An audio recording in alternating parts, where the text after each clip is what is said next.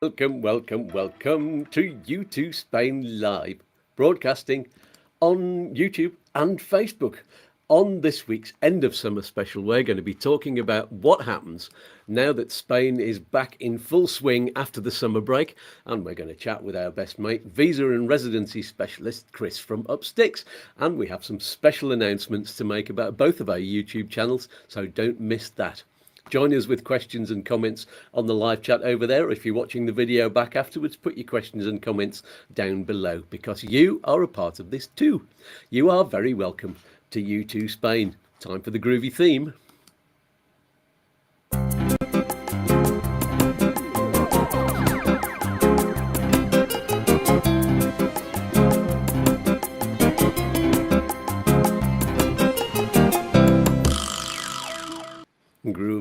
Groovy. And speaking of groovy, let's welcome Chris from Upsticks. Morning, matey.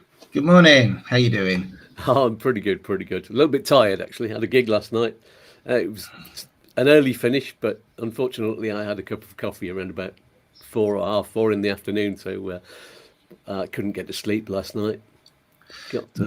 Finally got there at 2:30 in the morning, and then 5:30 I woke up full of caffeine still.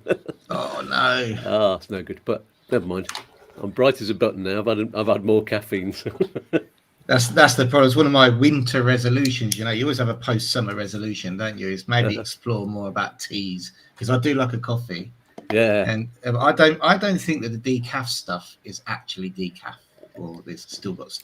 No, it's not. It's got some of it removed. You can't remove all of it. Can't remove it all. Yeah. So.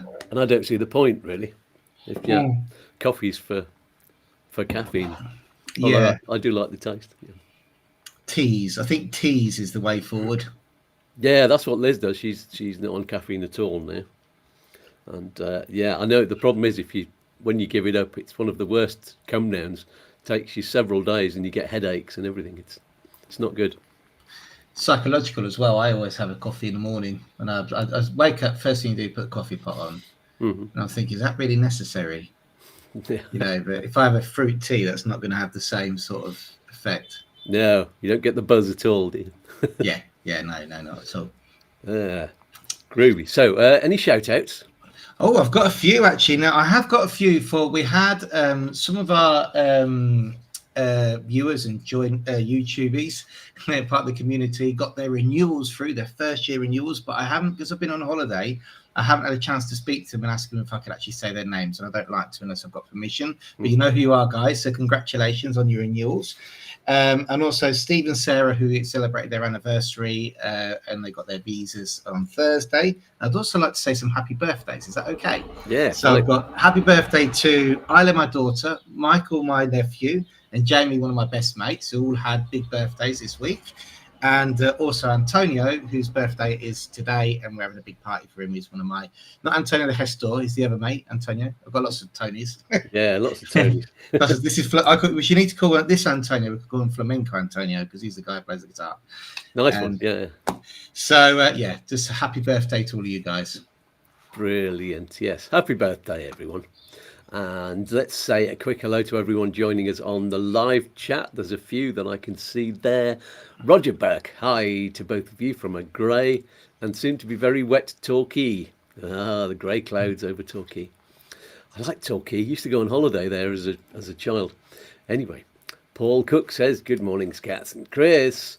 And Tony Silcock says, morning to both of you. So, make sure you say hello to us on the live chat. I can see there's the numbers are going up as people are joining us, but make sure you put a message there so we know who's watching. Lovely. Right then, before we start, let's do the big announcements. So the big news, we'll start with YouTooSpain, and this is from the end of September. Actually, the very final Saturday in September, there's going to be a change. We're actually both going to be switching the days that we broadcast our live shows, and also when what I call at the moment the midweek videos are not going to be midweek anymore.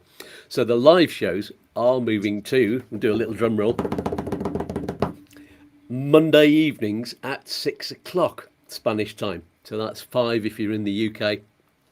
And this will make it easier. I used to say on Saturday mornings, at 10 o'clock, that's like 4 or 5 o'clock in the morning in America. But now people from America will be able to watch live. I think, well, most of them. And depending on which coast you're on, even on the west coast, I'm sure that'll still be at a reasonable time in the morning. And also, some of our potential guests have said in the past, no, I can't make Saturday mornings. So hopefully we'll be able to get them on board and you'll be able to chat to some new guests. And it's also something to make it easier for myself, because Friday night's prime time for live music gigs, and they tend to start and finish late, although last night's didn't. But it increasingly means very little sleep for me before this show, and I can't say yes to gigs that start at 10:30 at night. So it's not fair on all of you that I don't have any sleep. So what do you all think about that? Is that good for you? Monday evenings? I know lots of you watch the show back afterwards anyway, so it doesn't really matter to you too much when it goes out live, but let me know anyway. And the so-called midweek videos, I'm going to move them to, I think, Friday evening. So they're not midweek anymore. We're going to need a new name for those. So if you think of a new name for the Friday videos, I'm going to call the live Lunes. There we go, a bit of alliteration. So yeah, give us a title for the Friday ones. And I'm also going to be creating, I think, a new opening theme. It's a shorter one because I like the length of the Upsticks one. I think that's really, really good. And whereas mine lasts for about 12 seconds, and that's a bit too long. I think people are turning off because they're thinking, I need to know what's the information that I've come to watch. And instead, you got this lovely little tune that just goes on and on. Anyway, and we'll probably do an updated logo to go with it too. I'm not going to change the colour scheme or the font or anything like that, but I'll just update it to make it look a little bit more exciting. So, Chris, tell us about the Upsticks plans. Yeah, so we're gonna switch our weekly update to Wednesdays now, which I think really falls in quite nice with our live on a Monday afternoon at 6 o'clock. We'll then switch our live to Wednesdays at 6 o'clock rather than Thursdays, which makes it sort of a midweek thing, which I think is quite cool because I'm trying to keep the same theme as what we're doing on our lives and stuff like that. And also, like when we announce things, like even like your live gigs, they're probably the next day. So if we can do them a week or week and a half before, it's better. And then any other videos we do, like our informational type videos, which I generally do like 2 a month, they'll be going out at or a podcast or something like that. I normally put them for Saturday at 6 o'clock. So that's when I've been looking at the viewer stats, and I don't know if you look at when you look at yours, but mine is 6 till 9 is sort of the best time. So this for me would be, should we say, the worst time to publish anything, and I reckon that we're probably the same demographic as well. It says on mine, sometimes says on mine 9 p.m. till 11 p.m. Yeah, some of them. So maybe I should start doing that. Well, then, no, if I do that on a Friday, maybe I can do it slightly later on a Friday, or do it on a Saturday. It doesn't really matter. I know a lot of YouTubers bring their videos out on Saturday or Sunday. They're both good days. Yeah, so I've got sort of your weekly commitments are slightly more hectic than mine, aren't they? So I have the weekly commitment. I have the weekly live. That's my commitment to the YouTube for the week, and I really enjoy that, and it's great. And then when I can, I record other videos. So I think like that structure that we're going to have of Monday, Wednesday, Friday is between the channels is going to be quite awesome. Yeah, that sounds great. And I've got my radio show, which goes out on a Friday morning. And I record that. I tend to record that on a Monday, and I'm editing that. And that's been a problem, having a midweek video, and also I need to get the recording of the radio show to the radio station by like Thursday morning, just to make sure they've got it all sorted out and ready for broadcast. So that's been clogging up the start of my week. So this hopefully should make it all a lot easier. Yeah, that's also part of the plan with the obviously having weekends free is going to be good. So every second Saturday morning, if you get up early enough, you've got time to do some editing and stuff like that. Whereas hopefully, let's see how it goes. I think, and I think it means that you'll be able to jump on my live maybe a little bit more, at least once a month, which was the initial plan anyway, wasn't it? Yeah, I think So, so, because that will make Wednesday evening. Yeah, I mean, my evenings tend to be generally, well, free. Not really free because I tend to have family time by then and eat my dinner. But no, once a month on the live show sounds like great. Let's have a look at the live chat. Andy Elmer, I put that one up on screen, said all good for us. That's good. Speed King says looking to move to Spain and have a question. I have an Irish passport and my wife is British. Can my children that are aged over 18 come on my passport? Getting mixed reviews. I thought this would fall under European family. How old are they? if they are dependent on you and under 21, then you shouldn't have a problem. Over 21, they would need to be dependent, maybe medically, on you. But under 21, you shouldn't have a problem. So they don't have to be. Oh, it tends to be good if they're still in education, doesn't it? Yes, yeah, but again, over 21 can be difficult. So yeah, if they're still, and it depends where they're in education, because if they're in education in the UK, unless you're switching the education over to Spain, then Yes, good point. There we go. So let's get straight onto the main feature then. I won't do the jingle today. Let's just get straight into it. So Spain is back to work, or at least will be after this weekend. After the August holiday. Does that mean there's going to be some kind of bottleneck of residency applications and other bureaucracy? Have they got just a big pile of paperwork on their desks?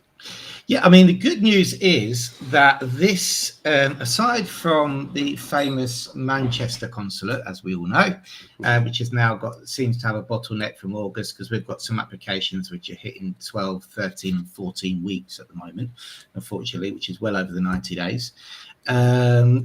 Everything else, touch wood, seems to have been running quite smoothly. So during August, we've definitely had a better experience than last year, in considering we've also got the Brexit renewals as well. So things like we had an NIE appointment this week. Last year, we saw them jump from mid-August to September. We had a bit of a block on the renewals, so waiting for an awful lot of renewals to come out. But actually, this week, we've had like 8 come out already pre-September, so that's good. The Toma de Huellas, which is the appointments that people use to register visas and renew their TIE cards if they've got renewal or Brexit cards. Those appointments, albeit in some provinces, are very hard to get. We have seen that at the beginning of August, they jumped to the end of September, October, but now they've already seemed to have stabilized, and we're still booking for September and the beginning of October as we were 3 weeks ago. So hopefully, like last year, the bottleneck was quite big. You're looking, get back to work, you're looking at the file cases and you're thinking, none of these files have come out. Why not? This year, they have been trickling out a little bit. So we're looking in better form this year than we did last year. Oh, that's good. I remember you saying on previous years that what they tend to do is handle the ones that are just coming in now, and they leave the ones that were dropped in before August, and just do them slowly and gradually or something like that. Is that happening? Yeah, slightly. I mean, what we try and do is not make any submissions in the last 2 weeks of August, and whether it be to the DGT or the government or whatever, because that has always been a sort of typically, especially with the DGT, with the traffic code, they tend to, if you put something into them in August and then you put something in September generally tends to come out before the August stuff, you know. And with the sub-delegations of the government, we prefer to try and avoid the last 2 weeks, because, you know, we don't want to fall into that void of when most people are on holiday who are sat behind a desk, you know, and they have that holiday build up. And also when it comes to the appointments at the commissarias, so the appointments where you're going to get maybe EU residencies, NIEs and fingerprint appointments, if it's maybe, sometimes you get cases which you know are slightly more complicated, they might need to be signed off by somebody. To give you one example, we had somebody who was issued the wrong NIE on their visa. Right, it was just a nightmare, because then what you've got to do, you've got to go to the appointment. So you inform the subdelegation of the government that's happened. Okay, they knock it back. You then go to the consulate and say, you've given me the wrong NI. They're like, it's not our problem, it's the subdelegations. They tell you it's not their problem. So what you have to do is then go to the appointment with the client, present all the proof and say, I'm really sorry, knowing that you're not going to be successful on that day, right? The person behind the desk then contacts the government and says, well, you've issued the wrong NIE. They then fix it on their file. You have to go back and get your new card. Okay. Yeah. So those kind of operations, which happen quite frequently, believe it or not, that's like a sort of behind the scenes thing. You would never do that in August, either the last 2 weeks. You would always try and say, you know what, let's try and position an appointment in the morning when we know that the government offices are open, because sometimes this is resolved in a day, so not in an afternoon. And in September, because a lot of the people who are qualified to make those decisions are just not there in August. Mm-hmm. So from this point on, is it going to be affecting any kind of applications? Is there anything that people will expect when they're applying for their visa or they're doing the residency? Anything that they can do? I mean, one thing that has affected, obviously, some of the applications, I mean, this next week coming is just horrific, because everybody is prepared for the last 2 weeks of August. So next week, Mondays, everybody's reminder is on Monday. Everybody's. Yeah. So, you know, the inbox is going to be 150. I know that. Things like the translators are back on board. Though our translator didn't take much time off, but a lot of people, the professionals that you depend on to do stuff, are actually on holiday. So, you know, there's people who have been arranging insurances and said, right, okay, we'll do that for the first week of September. Translations, okay, I can't really handle that now. We'll do that the first week of September.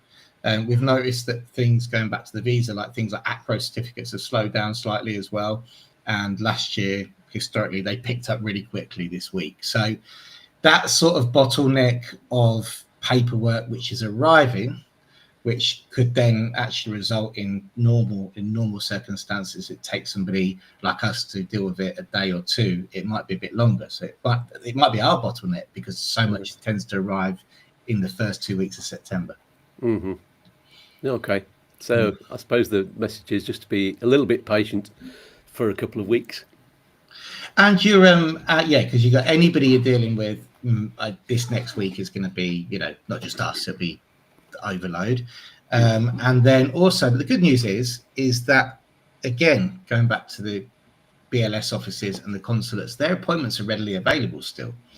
You know, so they're still, I think they've just opened September. So you don't have to panic about, I'm getting it done now, because as soon as you are ready, you can literally book one for the next day. Great stuff. Oh, we've got an answer from Speed King that I didn't point out. So the children are, one is 19 and the other one's 22, and they're both working. Right. So if they're working in the UK, you'd struggle if it's a 22-year-old who's got a job in the UK will struggle to benefit from your status. A 19-year-old, if you could fund them, may not be a problem. Okay. Great stuff. And you just say thanks, guys. Brilliant. And so, by the way, viewers, don't forget to check out Chris's Upsticks website and the YouTube channel that we've already talked about. The links are both in the video description below, and also I think they'll be on the top comment. It'll be pinned as the top comment there as well after the show's gone out, because I can't do that before the show goes out. There's lots of articles that you can get and videos to help you out, and of course there's the live update, which is every Thursday evening at the moment at 6 o'clock, but moving to Wednesday. Are you going to move it at the same time? Earlier, actually, because that also coincides with what I was talking about, the kids' classes and stuff like that. So we're, as we said, September is always a little bit last minute, isn't it? So, yeah. Yes, so I'll be moving it. This week will be Thursday, and then next week, which will be the following week, which is, I don't know. So I'll be announcing a change. I'll announce on Thursday the 4th, and then I'll start from Wednesday the 10th. Perfecto. Okay then, so that is that. And don't forget, everyone, there's a QR code up in the corner here for the buymeacoffee.com, and there's also, you can reach that, because if you're on your phone watching this, you can't actually scan the phone with the phone. So there's a super link in the video description below. And if you've learned something of value to you today, or you've been entertained, or you just like the idea of buying me a coffee, then you can use that link to donate a cup of coffee, or 3 or 5, however many you want, whatever you think today's show is worth to you. And then the electricity will keep on working and we'll all keep smiling.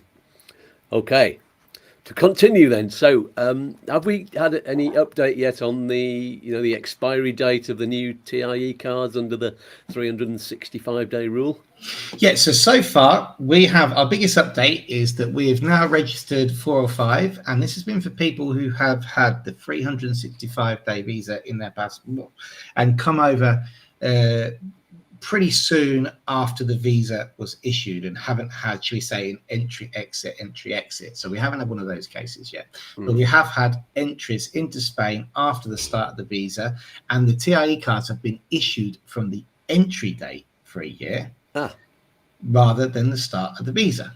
Oh, good. So it's like the old. So it's like the old days. So we haven't had anybody who's pushed the visa over the 3-month period yet. We haven't had any multiple entries, which was always a possibility with the old visa as well. They always, if you had multiple entries before the visa expired, they would use the last entry date before the expiry of the visa. But good news, because it looks like at the moment, from our experience, they're giving everybody a year from the entry date that they arrive. So that entry date. That's kind of a relief, isn't it? It is, because if that is the case, and I say as we get more and more cases going on, we haven't had any responses from the inquiries we've made, both to the consulate and the subdelegation of the government yet. But as things go on and we gain more experience, it's going to give people huge flexibility when it comes to things like capital gains problems and stuff like that. Yeah, brilliant. So yeah, positive news. Excellent. Now, here's a question that you must face at the end of every summer with the kids going back to school. And I know it's going to be the same for everyone there. How do you survive Spain's last-minute admin? Like you mentioned before, like when you only get notifications from the school, they spring an event on you on the same day or the day before. So, yeah. Is it just schools, or does that happen in other places as well? Well, it does. I mean, first of all, you've got, obviously, there's still entering into September. You have like various regions which now also start their ferias because it's cooler. So they have those sort of people still going on. The party continues in some places. And then obviously in the schools, unfortunately, it generally tends to be quite last minute, everything. So especially if you've got two children like ours who do 2 separate after school classes and stuff like that, we only found out last week the timetable for one of them. Yeah. So you've really got to leave yourself free every day after around 3 or 4 o'clock for any sort of last minute surprises until the timetable settles itself. And be honest with you, it doesn't settle until they actually start, and you'll get to the actual school gates on the 10th and they'll say, oh, by the way, this is this. Well, yeah, but I'm sort of looking my calendar for October, November now. I do need to know, and we do have afternoon appointments and we have afternoon calls and stuff like that. So yeah, it is a turbulent time where you have to try and leave that calendar as free as possible after 4 o'clock for September, just in case. That must be mad for both of you working together in the same office, and because one of you suddenly got to shoot off and look after the kids. Yeah, generally it's what we try and do is we'll combine it where Lara does most of it. That's the truth. She'll normally try and cut off even in the winter at around 3-4 o'clock, because that's when the running around starts.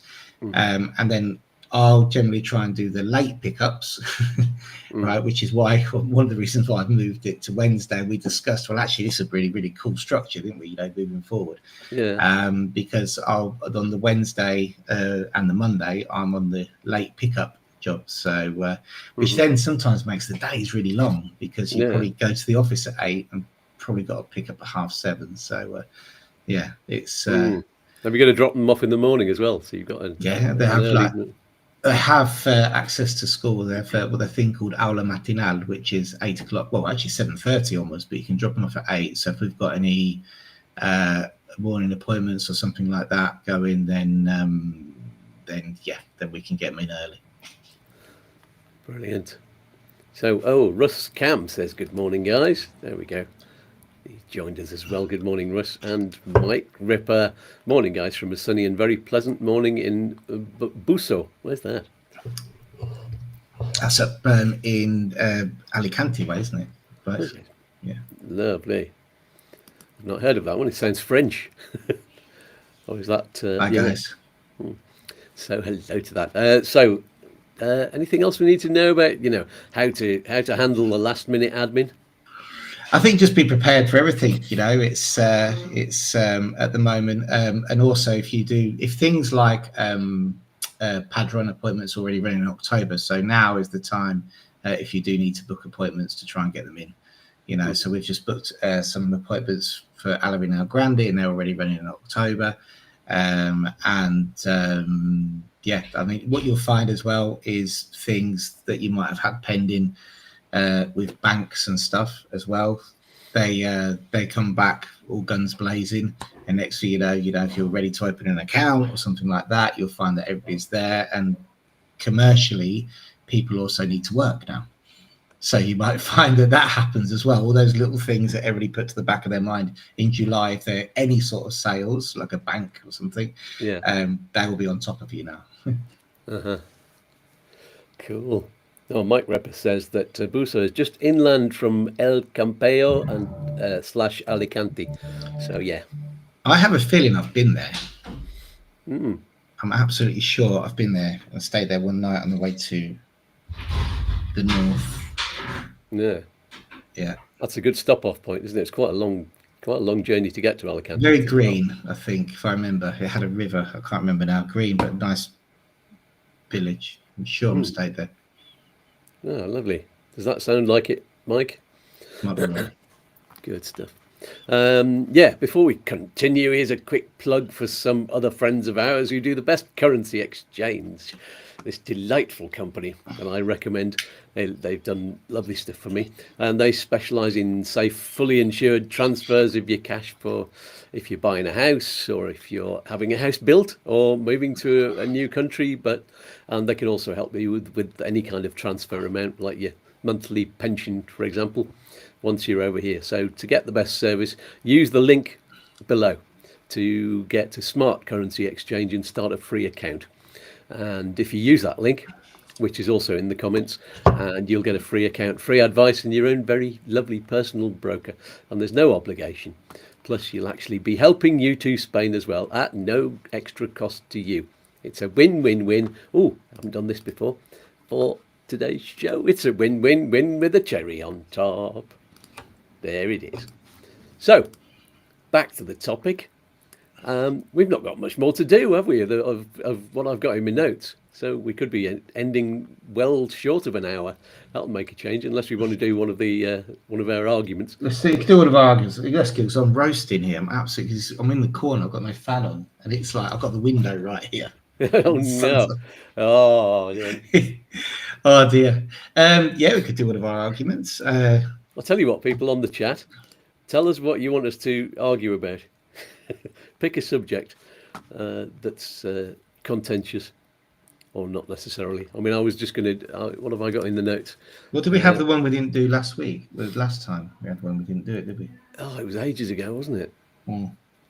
I've just got favourite ever holiday. I think we've done that one before, but I don't know. Yeah.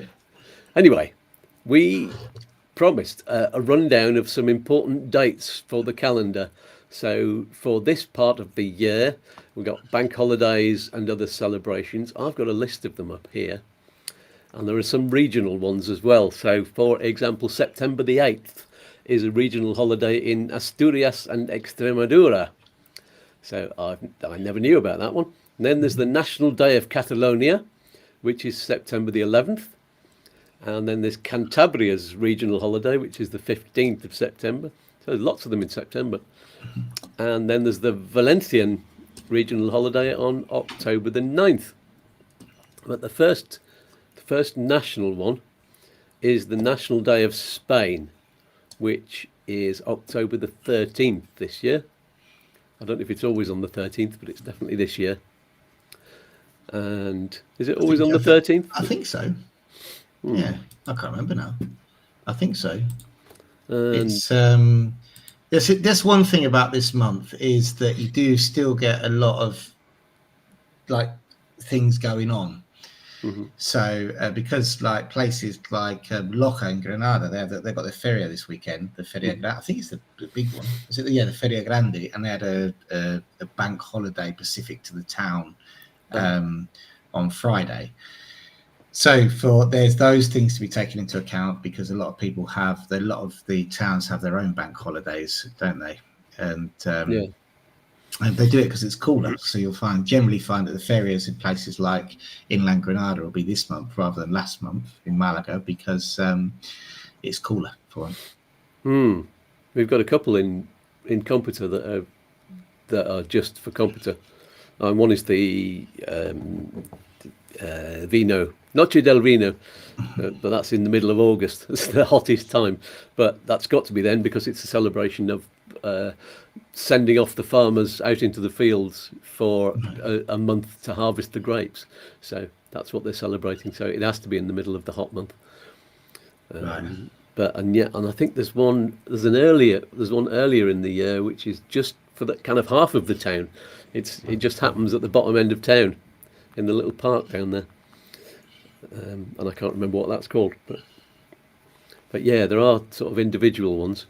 Don't know if Yeah. there's one in. Is there one just for the south of Spain?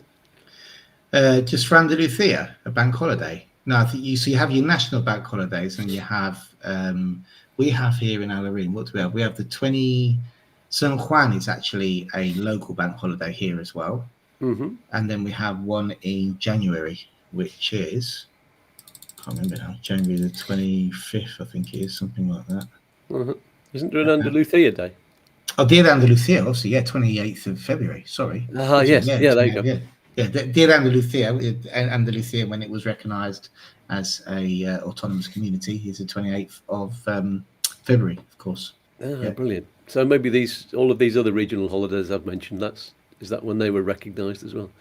I'm not too sure. A lot of them have. So most of them are related to their saints. Who the saint from the town. So you'll find that if somebody is related to San Antonio, it'll be San Antonio's Day, and then every Antonio would also celebrate their Saints' Day, and then you would have. Then the obviously celebrations like Andalusia. I know that, but I don't know about the rest of them. I'm sure they're related in some way to their independence. Oh, I see. Yeah. Actually, Noche del Vino is on it's like it's Mary's Day. It's August the 15th. Right. It's called Saint Mary. No, I can't remember what the official title is, but yeah, they actually placed it on the Saint's Day, and she's the patron saint of Computer. So yeah, they've kind of joined together two celebrations on the one day there. I'm sure they do it on two separate days because any excuse for a party, and that's doesn't just relate to Computer. So. Yeah. There we go. So National Day of Spain, we said October the 13th. Then there's All Saints Day, November the 1st. That's a national one. And then nothing else until Constitution Day, Dia de la Constitución, which is the 6th of December. And then there's the Feast of the Immaculate Conception, which is December the 8th. So there tends to be there's a Puente Day there on the 7th, isn't there? Sometimes people take the day off there as well. Historically, that generally used to be the start of Christmas, didn't it? That really was there. Whereas nowadays, unfortunately, Spain is as commercial as anywhere else. And the moment the Halloween decorations go down and Christmas decorations go up in Corte Inglés. Yeah. And the lights are starting to be put up in November. But historically, especially when I arrived 25 years ago, there wasn't really a lot of talk about Christmas until the bank holidays. Yeah, especially the 8th. It's the same in Ireland. They have a special day on the 8th. And that's when people start putting the decorations up. But we always used to do it at the start of December. Yeah. Because you put your advent calendar up then as well. So. Yeah. There you go. And then, of course, the only other official holiday is the 25th, Christmas Day. Yeah. You'd have thought that Christmas Eve would be one, because do people sort of tend to leave work early on Christmas Eve because it's the day when you have your family round and. Well, you would, but then because it's different, is again, it's the how it's changed over the years, where the whole present scenario wasn't something that happened at Christmas. Mhm. So it was like you'd always finish work if say it landed midweek Christmas, you'd have the 24th knock off at like between 12 and 2 o'clock. You know, the food will be prepared, and then go around to your family's house and have the food, have Noche Buena, and then you would sleep that off on the bank holiday on the 25th and go back to work on the 26th. Okay, and then that would be it until New Year's Eve.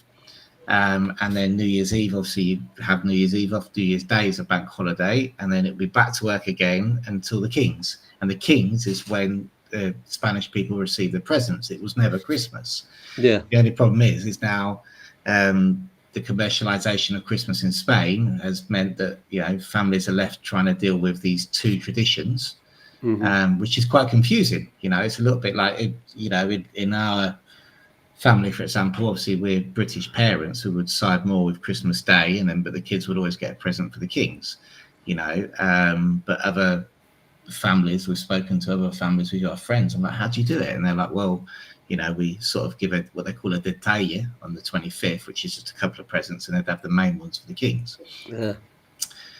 And I can tell you that most parents, by the time you get to the Kings, between the bank holiday the 6th of the 8th, and it's back to work for 2 weeks, and you've got all the events which are going on while you're balancing that before Christmas, and it's Christmas Eve, Christmas Day, New Year's Eve, New Year's Day. By about the time of the Kings, you've just about had enough of Christmas, I can tell you.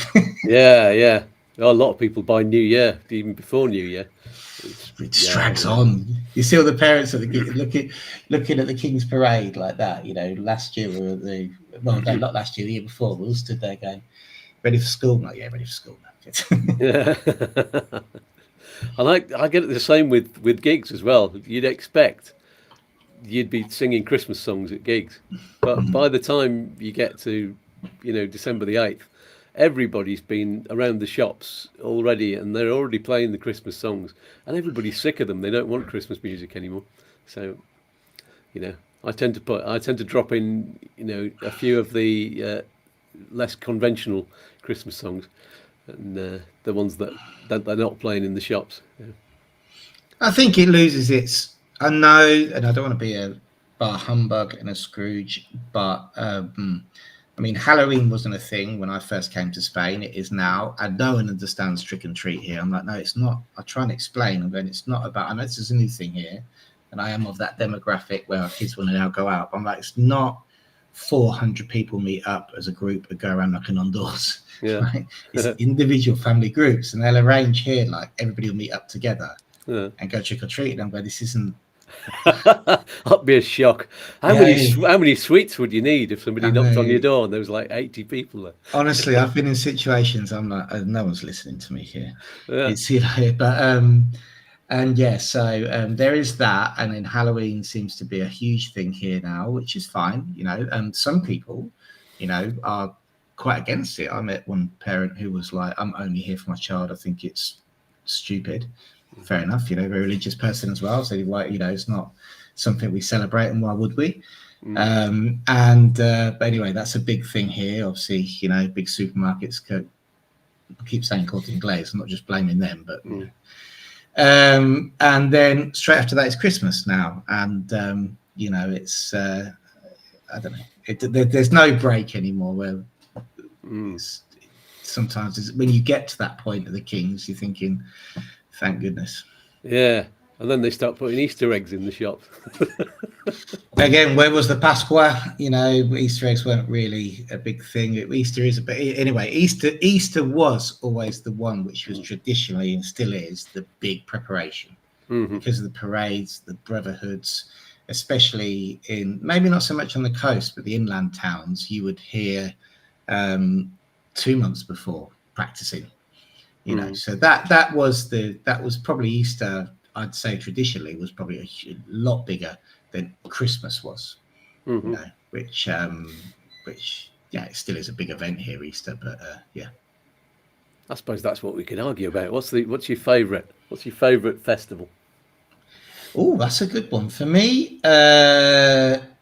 Not a huge fan of Easter. I think the parades are lovely, but I don't know, not a huge fan. I think Very crowded streets, aren't they? I mean, I know what Malaga gets like. yeah, it gets busy. What would I say? I think probably if you're looking at sort of a bank holiday, it will probably be the bank holiday de Immaculada, the 6th and the 8th, because it's a really cool, you're sort of preparing for Christmas. There's a nice feeling. Generally, everybody takes that puente. Okay, so everybody has the puente, the 6th or the 8th off work. It's a sort of a pre-Christmas vibe. You're getting excited, and I love that weekend. That's a nice one. I sort of ignore Christmas until then. That's brilliant. Actually, just explain what the Puente Day is to people who don't know, because we've mentioned it a couple of times. So puente, which means bridge, okay, is when you have maybe 2 bank holidays which have a weekday in between, and people take that weekday off. All right, so it creates maybe a 4 or 5 day weekend. So say, for example, if I don't know how it falls this year, actually. The 7th is a Sunday. I was just looking on my planner there. Right, yeah, so it was, where would it be? It was... Yeah, so the puente is not on a weekday this year. So this year we haven't got a puente. So, but then like just last a long year weekend. Yeah, just a long weekend. Yeah. Yeah. So the 7th is the perfect time to go out and have a late meal and a drink. And you'll find even though that's not a physical puente, you'll find people will be taking the 5th off this year. That's if you ever worked in a Spanish company or with Spanish people or understand the Spanish calendar, all right, you will see that people are looking now at December 2026 and going, you know what, when I open that calendar in January, I'm getting this in right now. And the people who are not on the ball, they get to about June and go, oh, what are you doing for the Puentes? Oh, I've booked it off, mate, already. So you're working. You're like, oh. So that's something you have to be. I learned that very early. But you have to be on the ball when it comes to your puentes. Perfect. So that's a good choice of holiday. You picked an extended festival, which is over several days with a puente. Yeah. I think it's not even one of the traditional holidays, is it? But I think it's because there's not anything that is particularly specific to do. I think I just love that bank holiday weekend is the one that I really look forward to. What about you? Brilliant. Well, I tend to say Noche del Vino, just because I love the atmosphere of it and the feeling. A lot of people don't go down to it who live here because it's so crowded and so hot right in the middle of August. But I just like it. There's just a feeling of loveliness around. I didn't even get to the treading of the grapes bit. We were a little bit late because we were waiting to meet somebody sort of slightly later on, and we didn't get down to that. But and we just wandered around and watched the flamenco that was on the stage, and lots of stuff, and chatted with people, and just a nice feel to it. I mean, what's the other one? There's the Pride weekend, which is really good here. It's good in what's it called, Alarin. We have a big weekend as well now, which is really cool actually. So that's nice. Yeah. They have a drag race, which is where everyone wears high heels and runs through the streets, mostly men. It's everybody dresses up for that, and there's what do they call it? Drag bingo or something. You're dying to say hi, aren't you? No. You're not. Say hello to Skatz. So Raoul is dying to say hi. Hey, Raoul. You stood there for ages saying, how you doing? Fabulous. You ready for the party? Hello. Hi to everybody in the chat. Oh, you can't hear because it's in my earphones. I know. I can't hear Skatz. I'm just saying hi to everybody. Okay, quick question. What's your favourite fiesta weekend? Is it Christmas, Easter? Christmas for sure. Okay, there you go. Oh, see you in a bit. See ya. Thanks, Raoul. Yeah. Sorry, he's been stood here dying to jump on set. Fabulous. He's got his own channel, everybody. He has. He hasn't done much lately on it because we've been focusing on school and everything else. But I did say I'd help him with it. I haven't. So Yeah. There's plenty of time to be a YouTuber. Yeah, I wonder if Isla will get into it as well. She may do. Yeah, she's very creative. With she'll sit down and though she's good with digital stuff, she'll sit down, give her a pen and piece of paper, and that's her done for hours. So takes after Isla and my dad. Whereas give me pen and piece of paper and can't even read my own writing. Brilliant. So everybody, make sure you smash the like button into smithereens and subscribe if you haven't already. That's kind of all we've got this week, and it's right. 45 minutes. Maybe we can do that. Start doing that on the Monday live. We'll keep them really tight, and we can even keep them to half an hour, 45 minutes if we want. That'll make it a lot easier for you to get out to your late school pickups and everything like that. And maybe we'll get more people watching because it's a bit shorter. Yeah, keeping it tight is good. So as long as I'm out by 7 on a Monday, I'm fine. Yeah, perfect. Oh, Mike Ripper said Butho means a place among the forest. It's moorish. I've definitely been then. I'm sure I stopped off there once because I've got this vision in my head of it being next to a river, very green and moorish. So yeah. Lovely. That sounds fantastic. He says, I'm looking forward to hopefully getting my residency approved once everyone is back at work. I hope so as well. The most patient man in the world, Mike. Yeah, brilliant. And he says, here, the Moors and Christians, a 4-day weekend is the most fun. There we go. When is that? I'm pretty sure that I can just get it in my head. I can remember. It's not a hard name to forget, is it? Lovely area. Yeah. Must go up there. I've not been to Alicante. Not been to Almeria. Not been to Matheron, anywhere around there. Murcia. I would say, if you can get up, I'm going to Alicante for the World Nations Cup, which we're one of the sponsors in October. So that's an opportunity. I'm going for 4 days, and hopefully dropping into Camposol. But it's definitely when we live where we live. Obviously, here in Malaga, and we're used to the demographic of the geographic it would be, wouldn't it? Of what it looks like here, the different mountains and stuff like that. It is quite shocking when you go to different areas because at Bulsot, I remember it being very green, inland. I don't know why, but then when you go to like Matheron, for example, and you come down into Camposol, you leave the Matheron town, you go to Camposol, and it's just like Camposol opens up in front of you. Yeah, it's actually quite amazing to see this sort of town there in the middle of this desert, really. And then obviously Alicante as well has its vast changes in scenery as you're going through it. Fabulous. Yeah, must check it out. Yeah. So goodie bag. Do you have a goodie bag? Yes, don't have one here actually, but we have got goodie bags. We have the famous fans to give away. I'm down to around 400 now. So brilliant. The fans, everybody. Who wants a fan? Who wants a fan? Who wants a goodie bag? Now, if you want a goodie bag and you're in the UK, then you will get anything that we can dress up as a document. So it'll be a fan. It might be a little wallet because you're not allowed to send items across, but they do get through. And if you're in Spain, you might find that you get something a little bit more funky. Yes, indeed. I think Mike Ripper's probably already had something. Russ Cam? And Mike's definitely going to get a full goodie bag when his residency finally comes through. I can say that. Speed King, really? Should give one to Speed King. He had the big question today. Yeah. I don't know if he's still on. Are you still online, Speed King? If you are, then send your details to Chris and it'll be YouTube at upsticks.es. Yeah, YouTube at upsticks.es, and we'll post fans to anybody.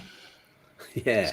So everybody, send your details. Fan, just put fan and your address to YouTube. We've got to get rid of them. Doesn't matter. I posted about 3 the other day. The UK snail mail, but if you want a fan, let us know. Or we're just going to have some kind of fan frisbee competition or somewhere where we throw them at people. Like maybe you could start a whole new fiesta, like the Tomatina festival. That was a few days ago, wasn't it? Where they throw tomatoes at each other. What a fantastic idea that is. Brilliant. Waste of food, but they grow them specially. Do they? For the fiesta, they're kind of special overripe ones. There's one particular place where they're not ones that would be being eaten. They're, specially made to get overripe so that people don't get bruises and lose eyes and things like that. Right. Yeah. Good stuff. Sadly, Busot doesn't have a riverbed, but not a river, says Mike. Oh, Judith Robinson has a question. Applying for apostille marriage certificate from Nevada, is this for use in Spain or UK? This is one of the questions asked when completing the request form. Spain. So if you're going for an NLV, you would say it's for use in Spain. And what you might find is that the apostille itself comes in Spanish as well, but the marriage certificate will come in English, and then you have to have that translated. But yeah, for use in Spain, if you're using one of the third-party companies, which are generally very good, I have to say. Not cheap if you want it quick, but yeah. So you say Spain, and normally you get a marriage certificate in English. The apostille comes both languages. Brilliant. And Judith, don't forget to send your address and with the word fan. So it's Chris. You can have a fan. You get your free fan, and there you go. And as you're still online, you can have the whole pack. Yeah. You get, how many members of family have you got? Yeah, one for each of you. One for each, yeah. Massive pack of fans. There you Yeah. go. There we go. Oh, and look, I've got a sales call on my phone now. 631. Don't ever answer 631 calls on your phone. They're always a recorded message. Just stop. Press the red button. I'm not answering that. I only answer ones that start 951 because that's the Malaga. That's the hospital in Malaga. Yeah. I always know when it's them. Anyway, that's irrelevant right now. So yeah, in a few moments I'll tell you who my expert guest will be next week. But for now, let's give Chris a big virtual kiss and a hug and say goodbye for now. Enjoy the party. I will do. Thank you. And we'll see you in a couple of weeks' time. Okay. Speak soon. Yes. Bye for now. Bye-bye. There we go. Well, wasn't that groovy? A nice short show today. That's perfect. And who do we have on next week's show? I am very happy to announce that it's time for our regular quarterly financial planning show with the amazing Lucia Melgarejo. And we'll be covering two topics. And the first one is what to do when you're leaving the UK permanently in terms of deregistering with the taxman and any other relevant official organisations. So it's the bureaucracy that you do before you leave. And the second topic is what we're calling the must-dos for Spain. So that's everything that's absolutely vital from a financial perspective that you do once you arrive, or that you have to be prepared for when you get here. So in the meantime, keep your eyes on the Facebook group and the Facebook page, because we have two separate ones of those. It's worth joining both of them.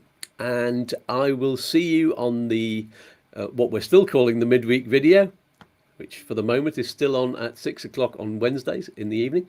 And join me next week here on the Saturday show, which is still at 10 o'clock in the morning Spanish time. So somebody pass around the September cookies. We're nearly there. And peas and fluff, my friends. And I'm going to leave you with a message from all of the voices in my head here at YouTooSpain. See you soon. Bye for now. Wave goodbye, lads. Bye. Goodbye. Toodaloo. Peace and love. Peas and fluff. Oi, oi. Don't do anything I wouldn't do. One more cosmic dance? All right, then. Look, Mum, I'm dancing. Oh, I'm all a quiver. Let's dance.